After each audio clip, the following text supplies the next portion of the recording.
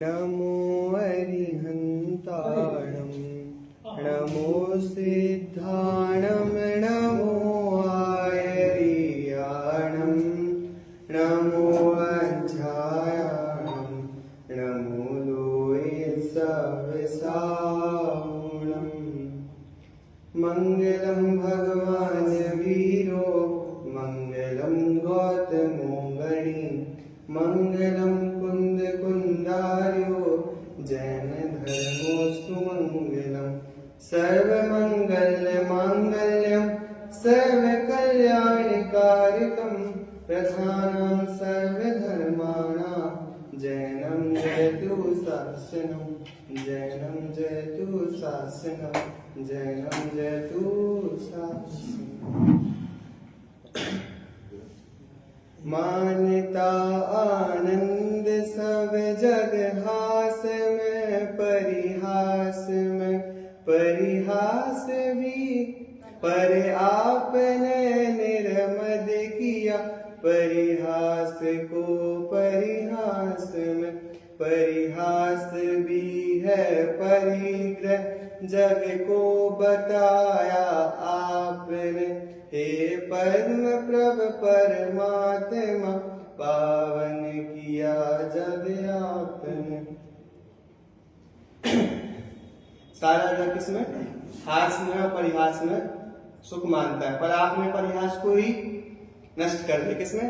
परिहास में, खेलते खेलते हंसी मजाक में। मतलब कितनी अच्छी भावना है कि हम दिन रात इस खुशी को पाने की चाह रहे हैं। वो क्या है? एक परिग्रह है, और वो सुख नहीं है, एक परिग्रह है। और परिग्रह है मतलब दुख है, और आपने उस परिहास को भी नाश कर दिया। ऐसे हमारे सभी तीर्थंकर हैं। ये तो 24 तीर्थंकरों में एक तीर्थंकर की भावना यहाँ पे बताई गई है, क्योंकि इसमें 24 परिग्रह से रहे 24 तीर्थंकरों की वंदना की है। चलो आज हम आपको एक इतिहास के बारे में बताना चाहते हैं, जो मतलब वो व्यक्ति डिजर्व तो बहुत कर रहे हैं कि उनको सब जाने, लेकिन अब क्या है, जगत की रीत ऐसी है कि उनका नाम इतिहास में से कहीं नहीं मिलता, और इतने बड़े सम्राट हैं वो। चलो मैं पहले आपसे प्रश्न पूछता हूँ, तब आप उनकी और नहीं मानेंगे। नमोकार मंत्र सबसे पहले आपको कहाँ लिखा हुआ मिलता है? षटखंडागम में, ठीक है। लेकिन उसके पहले भी लिखा मिलता है लिखित रूप में, बता सकते कहाँ? कोई शिला के ऊपर कहीं पे लिखा हुआ है? हाँ, आज मैं उसी शिलालेख को मैं आपके सामने पढ़ूंगा। वह शिलालेख है हाथी गुफा। हाँ, उदयगिरी में हाथी गुफा जिसको बोलते हैं, उस पे प्रथम 2 लाइन उसकी आप देख सकते थे। ये पूरा प्राकृत में लिखा है। इसकी लिपि उस समय क्या थी? ब्राह्मणी, ठीक है, ब्राह्मणी लिपि में और प्राकृत भाषा में। उस समय सम्राट खारवेल, कौन सा? खारवेल, सम्राट खारवेल कलिंग, जिसको कलिंग बोलते हैं, वहां का शिलालेख है। कौन सा? जिसको आप उदयगिरी खंडगिरी गुफा में गए हो, हाथी गुफा में एक शिलालेख है, जिसकी प्रथम 2 लाइन क्या लिखा है? नमो अरहंतानम और नमो शब्द सिद्धानम। मतलब नमोकार मंत्र, ये तो षटखंडागम समझो प्रथम शताब्दी का। उसके ईसा पूर्व में सम्राट खारवेल ने अपने शिलालेख में सबसे पहले नमो अरहंताणम और नमो सिद्धाणम ये अपने उसमें लिखा, मतलब मंगलाचरण के रूप में। जितने भी शिलालेख मिलते हैं, अशोक के कहो, उसके पहले और बाद के, किसी का भी मंगलाचरण नहीं मिलता है। लेकिन इन सम्राट ने, जैन धर्म के राजा थे, तो इन्होंने क्या करवाया? सबसे पहले नमो अरहंताणम और नमो शब्द सिद्धाणम, ये 2 पार उसके अपने शिलालेख के ऊपर लिखे।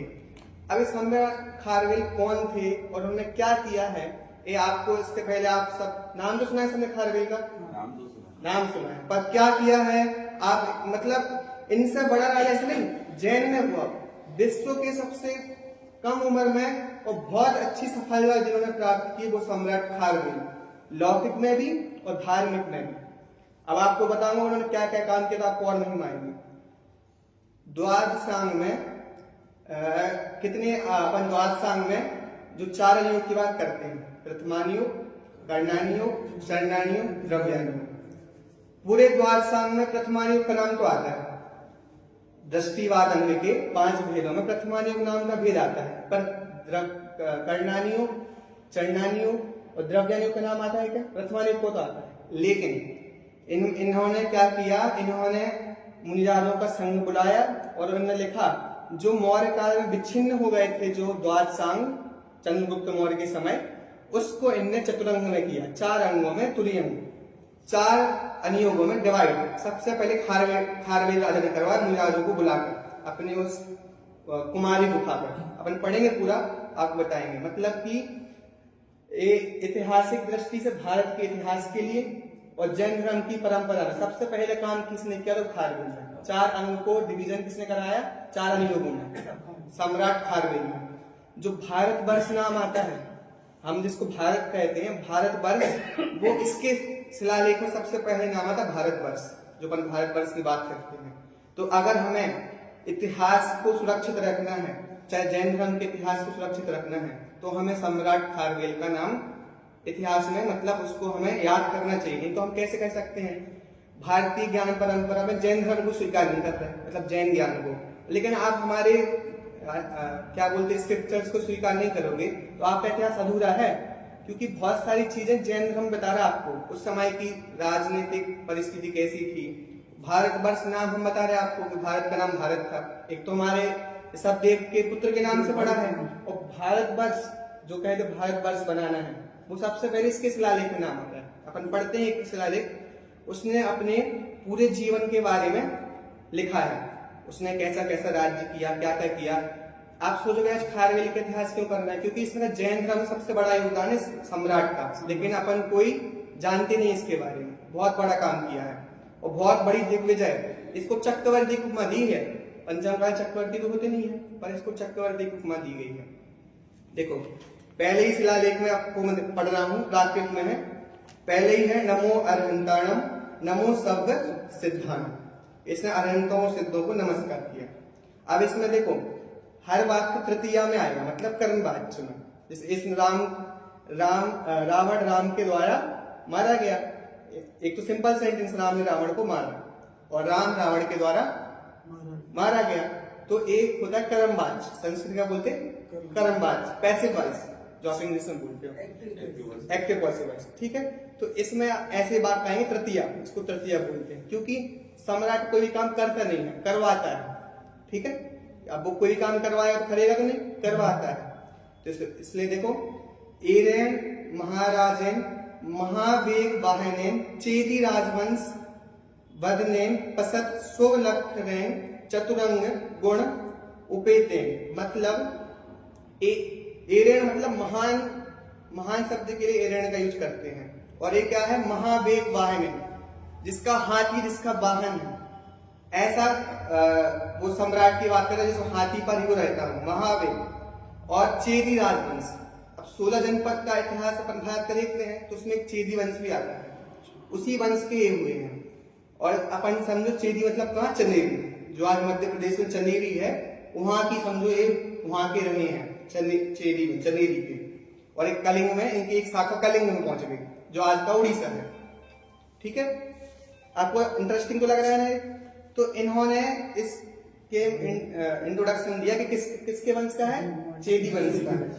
और फिर देखो आपको एक अच्छी बात मैं आपको प्राप्त खुद को जहां पढ़ना पढ़ा दूंगा, इसमें पहली लाइन उसने लिखा कि 15 वर्ष तक उसने क्या किया, क्रीड़ा खेला कूदा। बस आज अपन बच्चों क्या करते हैं, जल्दी से जल्दी उसको पढ़ाने के लिए प्रेशर करते हैं, पर उसने सिर्फ 15 साल क्या किया, खेला कूदा और बढ़िया रहा। ये मतलब बच्चे को जल्दी लोड मत दो पढ़ने पढ़ाने का। देखो 15 साल के बाद भी उसने सिर्फ खेला और कुछ नहीं किया, मतलब खेल में जो कुछ भी उसने सीखा हो लोड नहीं लिया। उसके बाद उसने 9 साल का किया पढ़ाई की, जिसमें उसने क्या क्या सीखा, लेख, रूप, गणना, व्यवहार और विधि। अब लेख मतलब लिखना तो वो पहले ही सीख गया होगा, लेख मतलब कूटलेख क्रिया, कि कोई भी राजा को बुद्धू न बना दो कि उस किसकी लिपि है, किसने भेजा है। लेख मतलब राजा को हर चीज का ज्ञान होना चाहिए, तो उसने लेख विद्या सीखी। रूप मतलब श्रृंगार करना, श्रृंगार नहीं, जैसे पांडव छुपे थे ना वनवास में, तो उनको कोई पहचान नहीं पाया था, तो ये रूप होती है कि मतलब हम अगर कहीं ऐसा मौका लगे तो हम अपना देश बदल के भी कहीं रह सके।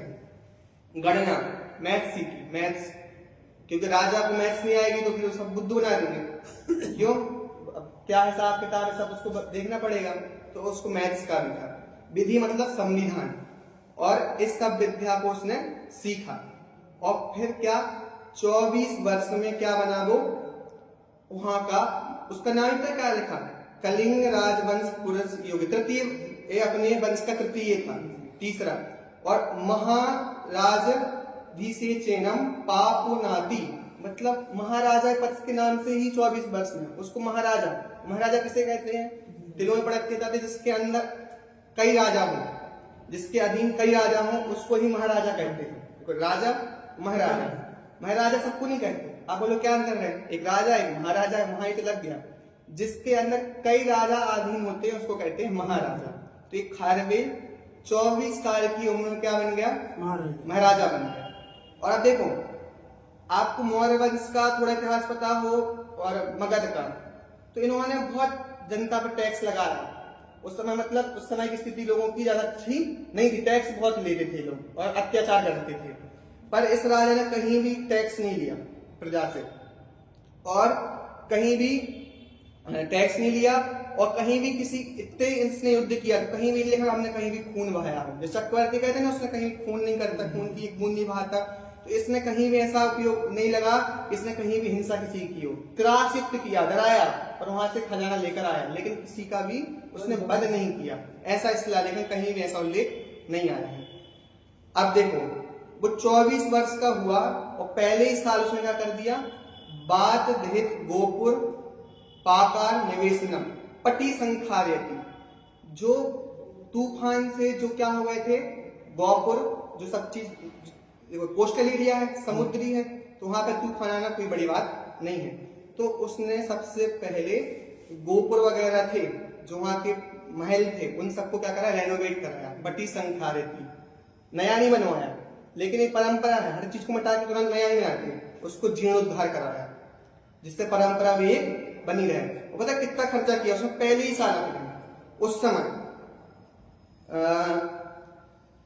और उसने देखो कलिंग नगरी में तालाब बनवाए, वो भी ठंडे तालाब, और क्योंकि वहां पानी की बहुत कमी थी, क्योंकि कोस्टल एरिया है और गर्मी बहुत पड़ती है, तो उसने तालाब बगीचे सब बनवाए। और खर्चा कितना किया, 35 सहस्र ही, मतलब 100,000 कितने होते हैं, 100,000 कितने होते हैं, 1 लाख, 35 लाख रुपए खर्च करे उसने, कितने, 35 लाख स्वर्ण मुद्रा खर्च करी उसने पहले ही साल।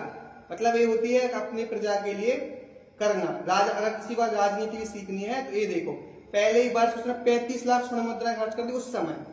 आज तो मतलब 2000 ईसा पूर्व के पहले, मतलब कितना बड़ा उसने सब प्रजा के लिए योगदान किया। ये ईसा पूर्व के पहले हुए, ईसा पूर्व के पहले हुए, इसलिए मैंने आपको कहा ना नमोकार मंत्र, वो मेरे सुनने में नहीं आया था, क्यों आया था ना। हाँ, नमोकार मंत्र अपन तो कहते सठखंडकम में मिला, लेकिन सबसे पहले ईसा पूर्व में, मतलब नमोकार मंत्र उस समय भी गाते होंगे लोग, लिखा नहीं था, लेकिन उसने उस समय नमो अनंताणम नमो शब्द सिद्धाणम पहले ही शिलालेख में अपना लिखवाया। उसके बाद उसने क्या किया, द्वितीय वर्ष में उसने, उस समय सप्तकर्णी राजा था, मतलब दक्षिण महाराष्ट्र में दक्षिण तरफ एक बहुत बड़ा राजा था, और उसने दूसरे साल ही इसमें लिखा आचिंत्य था, उसने बिना चिंता किए वो सप्तकर्णी पश्चिम देश में गया और उसने क्या किया, वहां से लेकर धन लेकर आया, जीत कर आया। मतलब आप सोच सकते हो 24 साल का राजकुमार अभी जो राजा बना था, और उसने वहां का जो समझो दक्षिण में उस समय मौर्य वंश सप्तकर्णी का बहुत बड़ा राजा था, तो उसकी चिंता किए बिना वो गया कहाँ पे, असिक नगर, मतलब महाराष्ट्र, और वहां से धन लेकर आया। और उसने क्या किया, फिर उसने वहां आके अपने नगर में उसको एक विशेषण दिया, गंध वेद बुधो, मतलब गंधर्व विद्या का जानकार था। भारतीय परंपरा कहती है कि भरत मुनि ने क्या लिखा है, नाट्य शास्त्र की रचना की है। नाट्य शास्त्र जो अपन करते नाटक वगैरह, उसकी रचना भरत मुनि ने की है। लेकिन उसके पहले भी भरत मुनि तो ईसा पूर्व तीसरी में हुए, और ये ईसा पूर्व पहले का है। उस समय भी उसने अपने यहाँ पे नृत्य गान सब कुछ करवाया, वाद्य यंत्र करवाया, और उसको लिखा कि गंधर्व वेद विद्या का क्या था, वो निपुण था।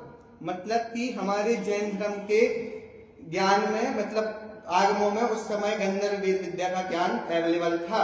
आप पद्म पुराण पढ़ोगे, नहीं आदि पुराण, उसमें लिखा है कि आचार्य आदिनाथ भगवान ने अपने पुत्र के लिए गंधर्व वेद का ध्यान दिया। मतलब हमारे पास पहले से ज्ञान था, भले वो कह रहे हैं कि हमने अभी लिपिबद्ध किया, लेकिन इससे बताया जा रहा है कि गंधर्व विद्या का वो जानकार था और उसने नृत्य गान वगैरह सब उसने अपने नगर में करवाए। तो इससे आप समझ सकते हो कि जैन धर्म में हर चीज अवेलेबल थी और उस समय भी। आप सोचो आज खारवेल क्यों पढ़ रहे हैं, तो देखो सर्वज्ञ भगवान ने जो निरूपण किया है, चाहे कर्णानी युग का हो चाहे चरणानी युग का द्रव्यान, बहुत सूक्ष्म विवेचन है। और अन्य मतों में भी किया है। कर्णानी मतलब भूगोल का, अपने और में क्या फर्क है? कोई गप्पे मारना तो इतनी लेवल की नहीं मार सकता। कैसे? एक एक इंच का, एक एक इंच, अब 1,40,000 वजन का ही है, यहाँ पे एक प्रतिमा इतनी ही इंच की है। मतलब इतनी बारीकी से वर्णन कुछ सर्वज्ञ भगवान के अलावा कोई नहीं कर सकता। मतलब उनके यहाँ पे भी आप कहोगे 3 जम्बूद्वीप सब है, लेकिन पूछो क्या है कैसे है कुछ पता नहीं। मतलब इतना एग्जैक्ट वर्णन वही कर सकते हैं। टोडरमल जी ने लिखा है, कर्णानी कोई कहे तो कहाँ की बात है, यहाँ पे तो कुछ दिख नहीं रहा। उन्होंने तर्क दिया, जो व्यक्ति प्रयोजनभूत बातों में गलत नहीं कह रहे हैं, तो जो आप प्रयोजनभूत बातों में गलत क्यों कहेंगे? मतलब सर्वज्ञ भगवान ने बहुत सूक्ष्म वर्णन किया है, तो इससे हमें और महिमा आती है। हम द्रव्यानी पढ़ते हैं और कर्णानी की मैत्री हो तो हमें और दृढ़ता आती है। क्यों? हमने पढ़ा है। ऐसे इतिहास में हम जब पढ़ते हैं वर्तमान योग, तो हमें लगता है कि हाँ, कभी कभी डाउट लगता है जैन धर्म सही है कि नहीं, लेकिन सोचो 2000 वर्ष पहले जैन धर्म का एग्जिस्ट है और कितना बड़ा राजा था। अब उसके आप पूरे सालों का देखोगे ना, कितना उसने राज्य किया, कहाँ कहाँ गया और जैन धर्म का प्रचार भी किया। क्योंकि साउथ में जैन धर्म कहाँ से गया? चंद्र जो अपने भद्रबाहु स्वामी दक्षिण गए, प्राकृत जो सौर सैनी थी वो तो यहाँ की थी, सूरसेन देश की, लेकिन दक्षिण में कैसे पहुंच गई? वहां सारे ग्रंथ प्राकृत में लिखे जा रहे हैं। तो यहाँ का राजा, यहाँ के भद्रबाहु स्वामी दक्षिण गए, तो अपना जो खारवेल राजा है इसका दक्षिण में बहुत बड़ा संपर्क था। इसके जो कनेक्शन थे वो कहाँ थे? दक्षिण में भी थे। कहाँ? उड़ीसा, कहाँ? दक्षिण तमिल, वहां पर इसके कनेक्शन थे। और वहां पे मतलब क्यों थे? क्योंकि वहां पे जैन धर्म का प्रचार हुआ। क्योंकि जितने भी ग्रंथ मिलते हैं अपने, वो सब कहाँ मिलते हैं अपन को? साउथ में मिलते हैं। फिर उसने, और जो चीज अशोक मना कर रहा है कि समाज में उत्सव वगैरह नहीं होने चाहिए, समाज वर्ड यूज करते हैं जिसमें बड़े मेला वगैरह होते हैं, लेकिन ये सब करवा रहा है। क्यों? क्योंकि ये जनता के लिए ही करवा रहा है। उस समय अशोक थोड़ा तानाशाह ऐसा भी हो सकता है, लेकिन खारवेल सब कुछ अपने राज्य में करवा रहा है। फिर अगले वर्ष कहा जाता है, वो उसके पूर्वराज समझो आज नेपाल है, वहां रहते थे। क्योंकि गर्मियों, यहाँ गर्मी बहुत पड़ती थी, सर्दियों के समय वो नेपाल रहते थे। उसमें लिखा है, विजाधर दिवास आहत पूर्वम कलिंग पूर्वराज निवेशितम। उसके पूर्व, वहां के जो उसके पूर्वज है वहां रहते होंगे। लेकिन फिर उसने किसको हराया? राजवंशी भोजवंशी लोगों को हराया और उनको अपने पादे बंदामियामी, उसने अपने पाद में, अपने चरणों में उसने किसको? भोजक राजा को झुका दिया और वहां से धन लेकर आया। हर साल धन लेकर आता है और फिर क्या करता है? अपने यहाँ पे उसको अपनी प्रजा के लिए खर्च करता है। और उसने एक नहर जो नंद, अभी बताओ नंद कौन है? नंद समझो मगध एक मगध जो उसके पहले, मौर्य के पहले मगध का राज था, उसमें एक नंद राजा हुए जो जिन कलिंग, मतलब सबसे पहली मूर्ति मिलती है अगर तो जिन कलिंग, आदिनाथ भगवान की मूर्ति कलिंग में थी। और उसको कौन ले गया था? चंद्रगुप्त मौर्य के पहले यहाँ पे मगध का सम्राट था। कलिंग को उस समय किसने लूट लिया था? नंद ने अपने अधिवश कर लिया था। और वहां की जिन मूर्ति, जिसको जिन कलिंग कहा, उसको लेकर अपने पाटलिपुत्र लेके आ गया था। कौन? नंद लेके आ गया था। और उस नंद ने कोई नहर खुदवाई होगी अपने राज्य के लिए, तो उस नहर को अपने राज्य में उसने मोड़ दिया। किसने? खारवेल ने, उड़ीसा में, क्योंकि वहां पानी की बहुत कमी थी, तो उसने वहां पे नहर को ही मोड़ा। और फिर उसके बाद उसने 6वें वर्ष में कर्मचारियों के लिए अनेकानी, मतलब हजारों लाखों पोस्ट निकलवाई, सबके लिए उसने व्यवस्था की। और फिर एक आपको बताऊं कि डिमेट्रियस का नाम सुना? अलेक्जेंडर के उस समय डिमेट्रियस था जो भारत पर राज्य करना चाहता था, पर खारवेल वहां पे गए। कहां पर? जो अपना आज इसमें लिखा है गोरदी गिरम, मतलब अपना जो पंच पहाड़ी है ना, उसको नाप कर वहां पे जो डिमेट्रियस था वो खारवेल राजा के आने से ही डर के भाग गया, क्योंकि खारवेल राजा बहुत बड़ा सम्राट था।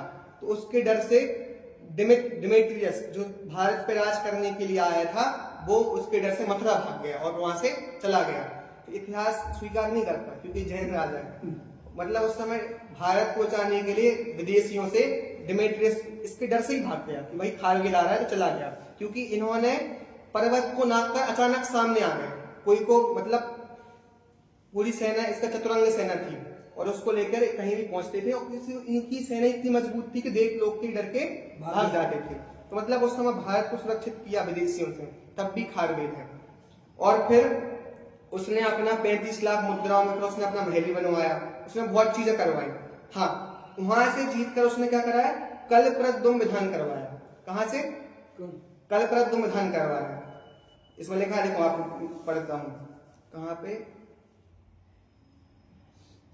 उसने यक्षति पल भारम, मतलब पल का होता है मांस, मतलब तराजू पे तरफ रखो और जितना चाहे इच्छा धन हो तो वो उसने दिया। उसके बाद कप रुखे, कप रुख मतलब होता है, रुखम मतलब वृक्ष होता है, कप मतलब कल्प, प्राकृत में वृक्ष के लिए रुख बोलते हैं। तो उसने कल्पप्रदुम विधान करवाया और उसने सबके लिए बहुत सारी चीजें दी, और उसने ब्राह्मणों के लिए और वैद्यों के लिए भोजन करवाया। तो आप बोलोगे ये हिंदू है तो इसने, जैन तो ब्राह्मणों को करवाया। ब्राह्मण मतलब शिक्षक को, जो आगे शिक्षक हैं, वैद्य हैं, उनको भोजन करवाया। और फिर क्या करा, अरहंता नाम चा समड़ा नाम चा ददाती, उसने अरहंत के उपासक जो श्रमण है उनको भी भोजन करवाया। ठीक है, मतलब उसने पूरा उल्लेख किया है कि जैन श्रमण को उसने वहां से जीत कर आया और ब्राह्मणों को, अपनी प्रजा को, सबके लिए सब कुछ करवाया। और फिर ब्राह्मणों को, और फिर अंत में लिखा उसने कि श्रमणों को भी उसने आहार दान दिया। फिर एक बहुत अच्छी चीज आपको, अपन सबके बाद 4 नीति बोलते हैं। अब बोर तो नहीं हो रहा आप लोग? अच्छा लग रहा है? साम 4 नीति होती है, बताओ कौन कौन सी? साम दाम दंड भेद। लेकिन खारवेल ने 3 नीति अपनाई, भेद नीति नहीं अपनाई। उसने देखो लिखा, 10वें चा बसे 10वें वर्षे दंड संधि साम भरत वर्षम पठानम महीजनम। यहीं पे आता है भरत वर्षम, भारत वर्ष। ठीक है, और उसने कौन सी नीति अपनाई? साम दाम और दंड भेद नीति। अब बोले हम यहाँ पे नहीं चलती, फूट डालो राज करो, ये हमारी नीति नहीं है। तो आप सोच सकते हो कि जैन धर्म का राजा जो साम दाम दंड 3 नीति अपना रहा है, 4थी नीति भेद नीति नहीं स्वीकार करना। भारत की संस्कृति को देख सकते हो और जैन धर्म की एक सोच भी देख सकते हो राजा की क्या है, कि भेद फूट डाल कर मैं कहीं राज नहीं करना। और इसमें एक उसने पिथुड़ नगरी है, अगर किसी देश को उजाड़ना हो तो उसमें गधों की खेती करवा दो, गधों से हल चलवा दो। तो उसने पिथुड़ नगरी में गधों से हल चलवा दो, समूह नगरी को नष्ट करना हो वो किया। और तमिल देश में उसमें लिखा है कि वहां पे 113 वर्ष से क्या चल रहा था, जनपद चल रहा था, उसको भी उसने तोड़ा। मतलब वो तमिल नगरी में भी जाकर उसने क्या किया, जो वहां पे जनपद था उसको भी तोड़ा। मतलब आप सोच सकते हो कि उड़ीसा का राजा महाराष्ट्र में जाके जीत रहा है, वहां से धन ला रहा है, डिमेट्रियस को भगा रहा है, दक्षिण तमिल राज्य में जाके वहां के जनपद को तोड़ रहा है। मतलब कि कितना बड़ा राजा होगा। और इतिहास में इसका पूर्वज, जो इतिहास बच्चों को पढ़ाया जाता है उसमें खारवेल का कुछ भी नाम नहीं आता है, तो इतना बड़ा राजा है। और पूरा सोचो यहाँ का उस समय की तकनीक क्या होगी, क्या वो बोट से भी जा रहा है। अभी वो देखेंगे कि पांडुचेरी अपन जो कहते हैं ना, पांडु राजा से धन लेके आया, जो पांडुचेरी अपन बोलते हैं, नाव से लेके आया था। तो मतलब इतनी सब जगह जा रहा है। मतलब भारत के लिए भौगोलिक दृष्टि है ना, भूगोल, उसके लिए भी बढ़िया है, क्योंकि सब मैप इसमें दिखा रहा है कि कहां से कैसे गया होगा उस समय पे, तो भी उसका कोई नाम उल्लेख नहीं आ रहा है। और फिर उसके बाद अब आपने इंटरेस्टिंग चीज बता रहे हैं कि 12वें वर्ष में उसने क्या लिखा, मगध में जो पुष्यमित्र था, इसमें बृहस्पति नाम दिया है, तो बृहस्पति पुष्य का नक्षत्र होता है, तो पुष्यमित्र उस समय कहाँ था, मगध, वहां पे पाटलिपुत्र में राजा था। नंद कौन था, जो मूर्ति लेके आ गया था अपनी। तो सबसे पहले उसने क्या कहा, जब उसने वहां पे जाकर हाथी खड़ा कर दिया अपना, कहाँ पे, मगध जाके उसने पाटलिपुत्र में अपना हाथी के साथ खड़ा हो गया और फिर कहता है कि नंद राज तीनम कलिंग जिन सने विषम, कि जो कलिंग जिन मूर्ति लाया था पहले वो दो हमारी। सबसे पहले उसने वो मूर्ति मंगाई और वहां से धन वगैरह लेके वापस कहाँ आया, फिर अपनी जगह पर आया। मतलब इतने उसने पहले सबसे पहले इसका क्या कही कि आप हमारे जो जिन कलिंग, हमारे जिन मूर्ति आदिनाथ भगवान की लेके आ गए थे वो हमारी वापस दो। और उसको लेके वो कहाँ आया, फिर अपने नगर में आया और उसने 13वें वर्ष में जो काम किया है वो आपके लिए, वो मैं मूल से पढ़ता हूं, आपको मजा आएगा। 13वें समेचा वसे सुपर्वत विजय चक्रे कुमारी पर्वते अर्हते पखीण सही से तेही काय निसीदाय पाप यज्ञ के हिंग राजभितानी चिन्वितानी वासिता नाम। उसने कहा कि 13वें वर्ष में कुमारी पर्वत पर उसने क्या किया, अनंत मतलब अनंत नहीं, यहाँ पे योग्य, पक्षीण सही से मतलब प्रक्षीण क्या किया, जो जिनका संशय नाश हो गया है और उनकी काय को टिकाने के लिए उसने जो पाप से डरते हैं, ऐसे कौन से श्रमणों के लिए उसने गुफाएं बनवाई। क्या करवाई, गुफाएं बनवाई, पर्वत पे मुनिराजों को आए और वो रह सके, इसलिए उसने क्या कराया, वहां पे गुफाएं बनवाई। और खारवेल ने एक चीज लिखी, वो क्या था, पूजानुगत उपासकम, वो उनका उपासक बन गया श्रमणों का, उसका माना वही लगता था, उनके पास ही रहे। और फिर श्री खारवेल जीव देह सिरि का परीक्षित, और उसने सबसे पहले का उन मुंजालों से क्या किया, भेद विज्ञान सीखा, किसका, जीव और देह का।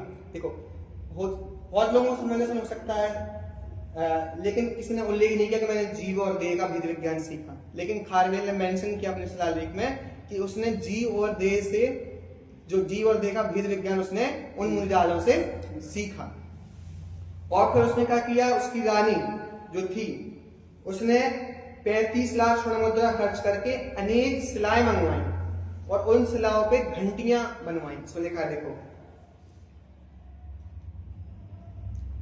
उनके लिए मिसीर बनवाए। और हाँ एक चीज और, अपन बोले 4 संघ, कौन कौन से, श्रावक, लेकिन उसने 4 संघों का क्या नाम दिए, ज्ञानी, यतीम, तपसी और इसी मतलब ऋषि। उसकी इससे ये सिद्ध होता है कि मुंजालों के संग में आरिका नहीं रहती है। अपन जो बात कहते हैं कि 4 चतुर्थ संघ, 4 संघ उसने किसके नाम दिए, ज्ञानी मतलब ज्ञानी मुंजालों के, यति के, तपसी के और ऋषि, ये 4 प्रकार के मुंजाज के ही नाम दिए। आरिका मुंजाज के संग में नहीं रहती है। ये उसके शिलालेख से हमें पता चल रहा है 4 संघ क्या होते हैं, चतुर्विध संघ। और फिर उसने सिलाही सिंह पथरानी सिंधु देश से उसने मंगाया, उसकी रानी ने, निशियानी घटा लक्तो पटकलरी चतरे चा वैडूर्यंग वे, मतलब उसने वैडूर मणि से एक चतुरंग, एक चबूतरा बनवाया। किस लिए बनवाया था उसने मेंशन नहीं किया, लेकिन जो मूर्ति लाए थे उसके लिए उसने चबूतरे पे घंटी बनवाए उस शिलालेखों पे, और 35 लाख स्वर्ण मुद्रा खर्च करके उसने मंदिर बनवाया। 2000 इसमें बीच में आया था, 2000 स्वर्ण मुद्राओं में पूरे नगर की पुताई हो गई थी, मतलब पेंट हो गया था। 35 लाख उसने खर्च किए फिर से किसमें, जिन मंदिर बनाने के लिए। आज वो मिलता नहीं है, लेकिन उसने उस समय घंटियां ये सब चीजें बनवाई। लेकिन आप देख जो गुफाएं हैं वो आज आप भी देख सकते हो, उदयगिरी खंडगिरी की गुफा आज भी बनी हुई है। तो उसने श्रमणों के लिए इतना बड़ा काम किया। श्रमण यहाँ पे देखो, गिरनार था उस समय, मुनिराजों का समझो एक निवास स्थान और था, लेकिन उसने सोचा कि हम एक यहाँ भी बनवाएं, तो उसने उदयगिरी खंडगिरी गुफाओं पे मुनिराजों के लिए उसने यहाँ पे भी गुफाएं बनवाई। गुफाएं लिखा हुआ नहीं है, ये जो आप बता रहे हैं, ये जो 14 नमो नंदा नहीं, जो हाथी गुफा का लेख है, हाथी गुफा का लेख है, उसमें 17 लाइनें हैं जो मैं पढ़ रहा हूँ ना, ये पूरा पूरा से छपा है। ये ब्राह्मणी लिपि आप कर जाओ। गुफा किस जगह हुई? हाथी गुफा उदयगिरी खंडगिरी में ही है, बीच में। उसमें जो अपना सम्राट खारवेल है उसका ये शिलालेख आपको वहां पे उत्कीर्ण मिलेगा। उसको आप ब्राह्मणी लिपि में आप कैसे पढ़ पाओ, दिखता तो है ना कुछ लिखा हुआ। हाँ नहीं, आप इसकी फोटोज में आपको इंटरनेट से दिखा दूंगा। तो उस वहां पे शिलालेख पे ये सब ब्राह्मणी लिपि में लिखा है। हम लोग गए थे तो हाँ लेकिन ऐसा शिलालेख दिखा नहीं हमको।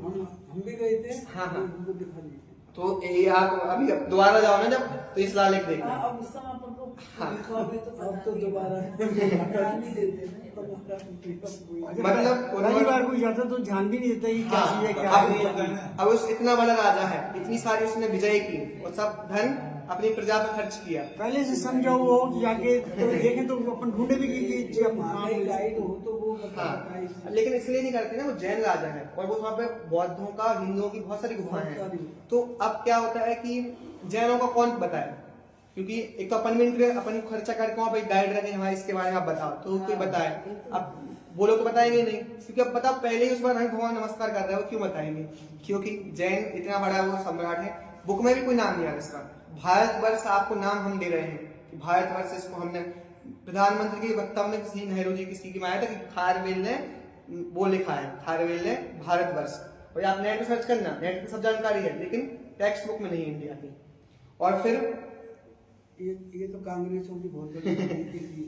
और उसने क्या किया, आप देखो, आपको बता रहा ना, चतुरंग मुरिये काल गोछिन्नम चा चोयठी अंग, 4 राट कितने होते हैं? 12 अंग सतिकम तुरियम उपादयति। उसने क्या करवाया, जो मौर्य काल में 12 अंग विच्छिन्न हो गए थे उन मुनिराजों से करवा के उसको 4 अंगों में डिवाइड करवाया।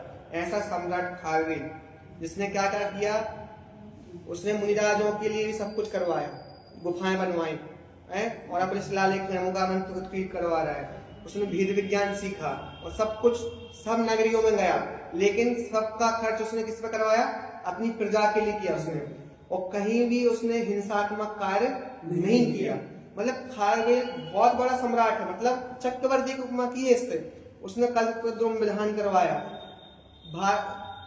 साम दाम दंड 3 नीति अपनाई, चौथी नीति नहीं अपनाई। मतलब इतना बड़ा खारवेल सम्राट। और शायद इसने दीक्षा भी ली है, पर इसमें नहीं लिखा उसने दीक्षा ली। क्यों? सोचो, 14 वर्ष का उसने उल्लेख किया, या तो उसकी मृत्यु हो गई होगी या फिर उसका उसने दीक्षा ले ली होगी। क्योंकि उसके बाद उसने, क्योंकि भेद विज्ञान तो उसने सीख ही लिया था मुनिराजों से, उसके बाद उसने कुछ भी मेंशन नहीं किया कि इसका उसने क्या किया।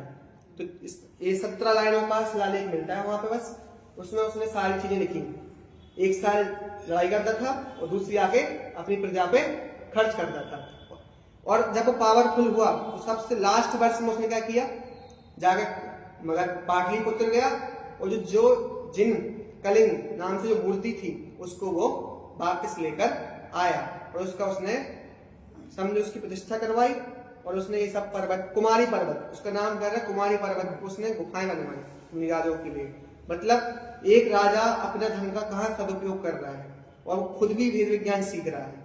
और इस कारण से आज उसके दक्षिण में, मतलब उसने सोचो जब उसने 4 बोर्ड डिवाइड करवाया तो उसने मुनिराजों के लिए बोला भी होगा आप ग्रंथ लिखिए, सब व्यवस्था करी होगी, लेकिन अब उसका इतिहास में नहीं मिलता है, क्योंकि उसके ईसा पूर्व प्रथम शताब्दी से ग्रंथ लिखना प्रारंभ हो गए। तो उसने मतलब एक नींव डाल दी थी किसकी, कि आप ग्रंथ लिखिए। क्योंकि आप ग्रंथ लिखे कैसे, किस अनियोग का क्या लिखे, क्योंकि द्वादशांग में कहीं भी 3 अनियोग के नाम तो आ नहीं रहे हैं, सिर्फ प्रथमानियोग का आ रहा है दृष्टिवाद के भेद में। तो अब कैसे व्यवस्था किया कि किस एक पैटर्न को डिसाइड करना पड़ेगा कहाँ कौन से ग्रंथ लिखे जाएं। तो उनने उन मुनिराजों की मदद से ग्रंथ का एक विधान करवाया कि आप कैसे कैसे ग्रंथ को लिखें। तो मतलब सबसे बड़ा काम उसने ये करवाया, जिससे ग्रंथ आज जनवाणी हमारे पास पहुंच रही है। और उसने जरूर उस समय सब राजाओं को जीतकर एक जैन धर्म को स्थापित किया, नहीं तो आज जैन धर्म का अस्तित्व मिलना मुश्किल थे, क्योंकि एक राजा ही काम कर सकता है जिससे वो मुनिराज स्वतंत्र रूप से रह सके उस नगर में, जगहों पे, और अपना काम कर सके। क्योंकि और राज्य राजा थे बौद्ध थे, उसमें बौद्ध का बहुत प्रभाव था, लेकिन अगर खारवेल ऐसा नहीं करता तो आज हमारे पास कुछ भी इतिहास नहीं बचता। तो मतलब एक बहुत बड़ा राजा इतिहास की दृष्टि से भारत के लिए और जैन धर्म के लिए बहुत बड़ा राजा है। क्या नाम इसका? सम्राट खारवेल। किस वंश का हुआ था? चेदी वंश का। ठीक है, आज जो चंदेरी है, चंदेरी जो है ना, और कलिंग के बारे में बहुत सारे, कलिंग हमेशा जैनों की नगरी रही है। हरिवंश पुराण में बहुत सारे जगह उल्लेख है, इस पे भगवान महावीर ने उपदेश दिया। मैं नाम भी लिख के लाया, कौन से जो आप 16 जनपद पढ़ोगे ना, 16 महाजनपद, उसमें भी चेदी नाम की जगह आती है जो बुंदेलखंड के एरिया में है। ठीक है, आप मतलब मध्य बोलते प्रदेश हैं में, हाँ मध्य प्रदेश में। हाँ मध्य प्रदेश में। चंदेरी पकोड़ा। और कलिंग हमेशा जैनों की वो नगरी रही है। उसमें भगवान महावीर को उपदेश से जित शत्रु ने दीक्षा ग्रहण कर ली थी। मतलब कलिंग नगरी में हमेशा जैनों का प्रभाव हमेशा रहा है। यहाँ पे हरिवंशों ने भी राज्य किया है और यहाँ पे खारवेल जो हुआ उसने वहां पे जैन धर्म को सुरक्षित रखा। लेकिन आज वहां पे ऐसी परिस्थिति है कि वहां पे जैन है ही नहीं, इतनी बड़ी नगरी और वहां पे नहीं है। लेकिन हमें इतिहास को सुरक्षित रखा है तो उसको आप, जैसे आपने खारवेल नाम से सुना होगा, ये भी सुना होगा, नमकरण मंत्र उस पे लिखा मिलता है। लेकिन कितना बड़ा सम्राट था, कितना बड़ा काम किया। द्वादशांग को व्यवस्थित करवाया, मूर्ति को वापस लेकर आया और मुंजाजों के लिए गुफाएं बनवाई, इतना बड़ा काम किया। ऐसे हम सम्राट की जानकारी आप अपने आगे और लोगों को दें, उसको बताएं, क्योंकि अपने लोगों को पता हो कि इतना बड़ा सम्राट अकेले में ये नहीं कहूंगा जैनों का सम्राट है वो उसमें भारतवर्ष में बहुत बड़ा सम्राट था।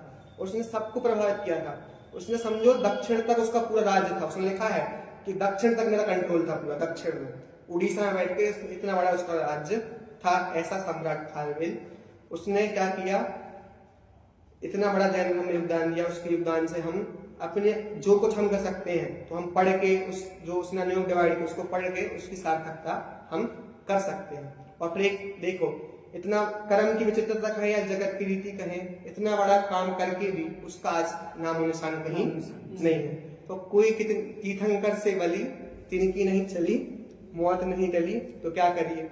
मतलब आप किस नाम के पीछे अपन अपनी जिंदगी लगा रहे हैं। इतना बड़ा सम्राट, इसने इतनी बड़ी दिग्विजय की हो, चक्रवर्ती जैसा राजा हो, जैन धर्म के लिए इतना काम किया हो, तो भी उसका आज हमें नाम के अलावा और क्या पता है। वो तो आज मैंने एक पढ़ा तो आपको पता चल गया। ऐसे कितने जैन होंगे जिसके बारे में कुछ भी ज्ञात नहीं है। तो नाम के लिए आप कोई काम मत करो, क्योंकि नाम तो किसी का रहने वाला नहीं है। अपन सोचेगा भाई वो तीर्थंकर होंगे, उनका नाम, अरे भाई जो अभी का राजा है, इतना बड़ा काम किया, सबके राज नाम आ रहा है, अशोक का नाम आ रहा है, छोटे छोटे राजा का नाम आ रहा है, लेकिन उसका नाम नहीं आ रहा। तो सोचो अब ऐसे किसका नाम चल रहा है, किसका ना चल रहा है, और कैसे मुंजाज हुए, राजा हुए जिनका नाम नहीं आता है। लेकिन ठीक है, तो इसके लिए हम दोनों चीज देख रहे हैं कि नाम में कुछ नहीं रखा है। और दूसरा कि हम वो राजा ने अपने समय काल धन का सही उपयोग कैसे किया जाता है उसने दिखाया। और जैन धर्म में कैसा योगदान दिया जा सकता है राजा होते हुए भी, तो उसने वो करके दिखाया। और कितना बड़ा भक्त होगा कि उसने सोचो कि एक गढ़ जहाँ गिरनार में सब धर्म चल रहा है, मथुरा सूरसेन में चल रहा है, उसने एक जगह जैन श्रमणों की कहाँ बना दी, कलिंग में बना दी, उड़ीसा में बना दी। मतलब उसका क्या प्रभाव होगा। और उसने मुनियाजों का कितना बड़ा उपासक होगा। जरूर उसने दीक्षा ग्रहण की होगी पर उसका हमें उल्लेख नहीं मिलता है। और शासन कैसा होता है, प्रजा के लिए कोई भी क्या करे, टैक्स नहीं लगाया, कोई हिंसा नहीं की, और फिर भी दिग्विजय हासिल कर दी। मतलब अहिंसा, पहला अहिंसा अभियान हम कह सकते हैं उस समय चला है कि अहिंसा अभियान उसने किया कि सब जीत लिया और कुछ भी किसी को हानि, सब उसने बस एक वर्ड यूज किया है, त्रास युक्त किया, त्रास युक्त किया, लेकिन किसी को भी हानि नहीं पहुंचाई। ऐसे सम्राट खारवेल से हम और प्रेरणा ले सकते हैं अपने जीवन में इसी मंगलवार से। निज निधि निज में बताई यह अनंत उपकार है, उसके लिए जिन वाणी मांगो वंदना शत बार है, वंदना शत बार।